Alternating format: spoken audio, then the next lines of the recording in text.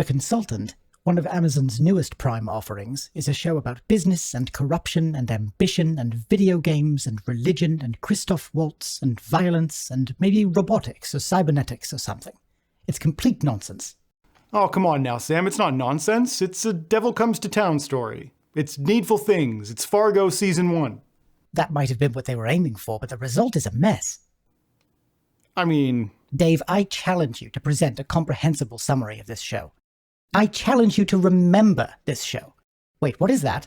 Oh, I have notes. And sadness. Episode 1.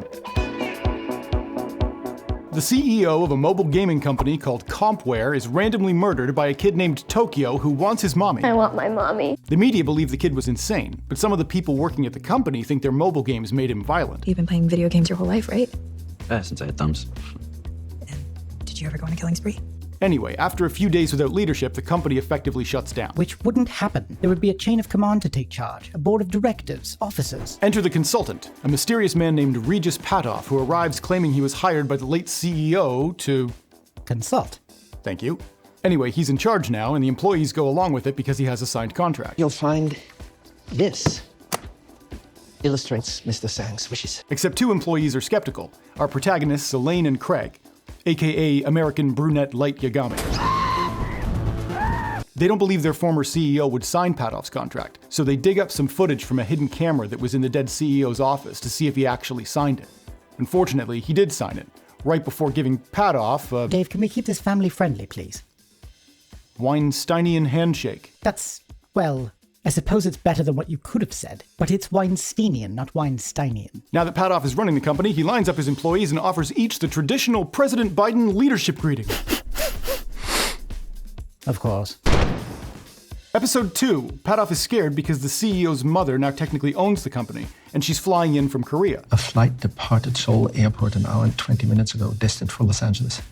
There's a passenger on board who's detrimental to Mr. Sang's interests. They must not complete this journey.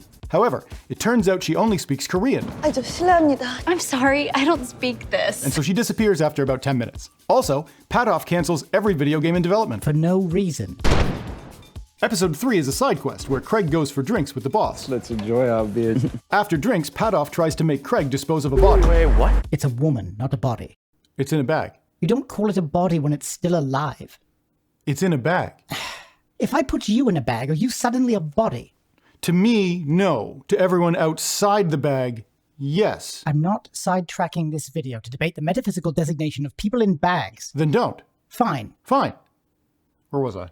Right. Craig doesn't want to dispose of a body. Stop the car! I can't do that, Craig. But it turns out the whole thing might be a misunderstanding. Patoff claims he's just kidnapping a drug addict and taking her to a rehab facility to dry out because he's secretly a good guy. Before we know if he's lying, Craig sets the body free. She's outside the bag now. Stop calling her a body. The body tells him to seek out Frank Flores for answers about Patoff. If you want to know what he's made of, find Frank Flores. Craig and Patoff also visit a nightclub. Later, Craig returns and discovers that it's actually an office. And a Dutch angle ensues to confirm for all in doubt that this is indeed weird. Episode 4 begins with my new Christoph Waltz screensaver. It then flashes back to Patoff's negotiations with the dead CEO, where we finally discover why Patoff's contract was signed in the first place. The CEO was a young guy named Sang. After some bad business decisions and no successful games in the pipeline, his company was nearly broke. Rather than face bankruptcy, Sang figured he would climb out to his balcony and take a dive. 3 nights ago, you stood on your 19th floor downtown balcony in tears and wanted to jump. Somehow Patoff knew this already, and to help Sang, he offered him the gift of immortality. What if I told you that this is the gift of immortality? Except in this case, immortality means saving his company after having him murdered via mind-controlled small boy. I want my mommy. I feel I should clarify this point. We learn in this episode that Patoff is supernaturally persuasive. You're telling me that he convinced her to amputate half of her body? And that he probably brainwashed the kid to kill the CEO. I want my mommy. But unlike the child, Sang was not mind-controlled into signing Patoff's contract. He chose to die and give over control of his company to a complete stranger willingly, solely on the stranger's promise that the company will be miraculously saved after his death. Dying rather than watching your company fail, I suppose I can understand. But trusting a complete stranger to save your company after your death? It doesn't make sense. All Sang has to go on is Patoff's word. You'd think he'd be at least a little suspicious when Patoff says he wants nothing in return. It's mysterious. Oh, come on. Fine, it's philosophical commentary on what a person is willing to do to be remembered. Pretty thin. Oh, and Patoff did ask for payment. He made Sang give him the Weinsteinian handshake. Weinsteinian? Right. How is this not nonsense? Religious imagery! This episode is brought to you by Roswell Invisible Fencing. Roswell has served the contiguous United States with near impenetrable fencing since July of 1947. Their uncanny ability to hide fences in even the most exposed places will leave you both breathless and unsettled. Visit Roswell Invisible Fencing today and use coupon code NARUTORUN for 13% off your first purchase. Roswell Invisible Fencing. Nothing to see here. In episode 5, Craig investigates Patoff's secret past by following the lead given to him by the body. Find Frank Flores. Apparently, Frank Flores is an immigrant jeweler with a top-notch security system. When Craig arrives, Frank tells him Patoff is a dangerous man who ruined his life by paying him lots of money to create an entire human skeleton out of gold, bone by bone, and he suggests that Patoff is a cyborg or a robot or something with said gold skeleton. How much does he weigh? Turns out the name Regis Patoff was made up by smushing together registered US Patent Office, which were shown in episode 1 and I forgot to mention until now because it didn't make sense. Correct. But before Craig can get more information, a thug menagerie appears and attacks the jeweler. The jeweler then kills the menagerie with a badass shotgun and orders Craig to run away. Run. Episode 6, a priest channels Neil Breen. Purify me, Lord. Mold me. Who am I? What am I? Craig lies to his fiancée about what he's been doing, and the company is testing a new mobile game that Craig invented, but everyone who plays it rage quits and cuts themselves. I got so angry I smashed my face into the patio window. This is absurd. Craig punches glass. You want me to release a wild elephant into downtown LA? You're getting ahead of me. How can you defend this? By this episode, Elaine is thrown at her morals because Patoff might give her a promotion. She agrees to get her criminal ex-boyfriend Patrice to let an elephant loose in Los Angeles. Sam, that's clearly the wrong Patrice. Sorry, it seemed appropriate. That's better. Anyway, she pays Patrice to release an elephant into downtown LA to promote Craig's new mobile game, Mr. Sang's Jungle Odyssey. Okay, wait, none of this makes sense. I'm explaining. I'm interrupting. All right. Elaine was completely ethical up until episode 6. She was a compassionate woman who felt terrible when Patoff fired her colleague for being late. She put her job on the line when he nearly fired another colleague because he smelled. And she protested when Patoff had everyone fight over a vacant office. Right. Now we're meant to accept that she's suddenly so corrupted by ambition and power that she manipulates Ian into giving her his office, the very colleague she put her job on the line for mere days ago, and that she's willing to orchestrate the kidnapping and displacement of an adult elephant into downtown Los Angeles because that will somehow increase the sales of the company's new mobile game that has an elephant in it. Despite the game having a variety of animals, not just an elephant, and the company never taking credit for the stunt. Do I have that about right? I didn't say it was perfect. Not perfect. How would stealing an elephant translate to video game sales? They say it would. It would draw a lot of attention to Mr. Sang's Jungle Odyssey. It sure would. And why is Elaine suddenly evil? Elaine was corrupted over the course of the show. She's bad now. It's her arc. She went from good to bad in 10 minutes. Can I continue? Yes, go on. Thank you. Episode 8. An elephant is released into LA. It runs around for a while before being tranquilized and accidentally killed. Sadly, officials now tell us that Jumbo died while being transported. This increases sales of Mr. Sang's Jungle Odyssey. How? All the lights in the server room are red now because Patoff is bad. Meanwhile, the CEO's Korean mother, remember her? Elaine and Craig find her at some hotel where she's learned English. You teach me English? Fluent English in 6 weeks. After talking with her, Craig discovers his fiancée has been abducted and hypnotized by Patoff. It's confirmed. Patoff can hypnotize whoever he wants and make them do whatever he wants, which is probably what happened to the kid at the beginning who killed the CEO. I want my mommy. This makes Craig mad, so he confronts Patoff back at the office. The glass floor under Patoff is always creaking because Patoff is probably a robot or a cyborg made of gold and super heavy. How much does he weigh? So Craig hits the floor with a hammer until it shatters and Patoff falls.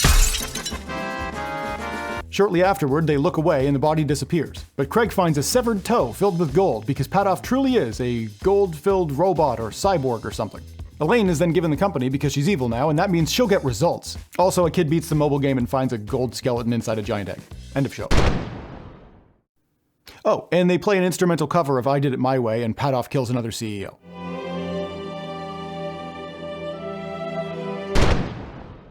I know you're playing with me. You don't believe any of this makes sense. Well, come on, what do you think the show was even about? I told you, it's a devil comes to town story. Seemingly decent people get manipulated and pressured into behaving badly and revealing their true selves. And how do you justify all the ridiculous details? It's satire? Okay. Satire of what? You know, another capitalism bad thing where a soulless machine made of literal gold represents a satirical corporate America, yada, yada, yada. Go on.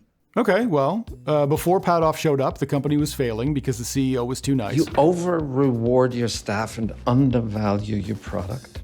People take advantage of your age, race, and naivete. So Patoff swoops in and makes the company profitable again by making it manipulative and cutthroat because the writers seem to believe that that's what's necessary in order to make a company profitable. Brought to you by Amazon. Exactly. That's what the show wants you to believe. A gold robot travels to failing corporations, kills the CEOs, takes control and makes them profitable again by being evil and finally leaving them in the hands of a corrupted replacement. Except this is nonsense because they accidentally prove the opposite. If you watch the show closely, you'll see that of all the things Patoff does, exactly 2 save the company. 1, he fires employees that aren't contributing. 2, he develops Craig's game, which the old CEO was too egotistical to do. I actually have an idea that I wanted to pitch to him. You know how that tends to go? That's it. Every evil act, firing the disabled employee for being 10 seconds late, trying to fire smelly Ian, kidnapping Craig's fiancée, pitting employees against each other, even killing the CEO. I want my mommy. All of it was useless. It didn't help in any observable way, even by the show's own standards. Stealing the elephant worked. Oh, don't get me started on the damned elephant. Having a stolen elephant rampage through Los Angeles to promote a video game that contains an elephant makes about as much sense as doing it to promote the Republican Party because elephant. There's no logical connection between the stunt and the result.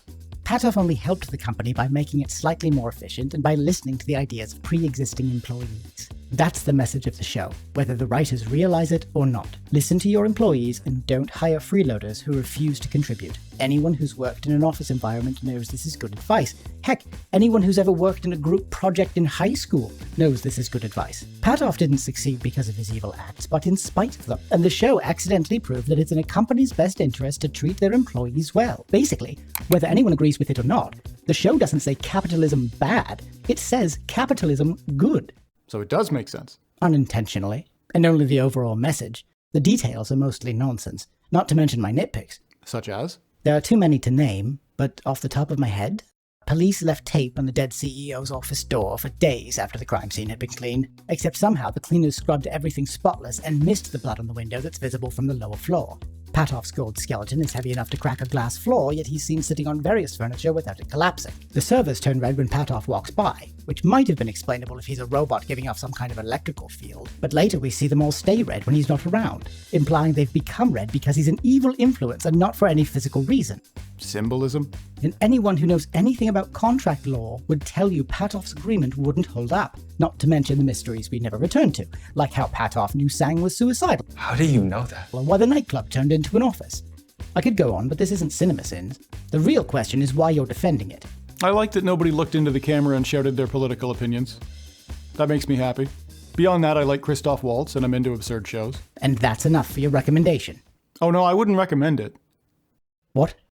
The characters were shallow, the meaning was muddled, the middle episodes dragged. It might have been good if they trimmed it down to movie length and spiced up the characters a little bit. Elaine and Craig were both kind of flat. Even Patoff was sort of one note.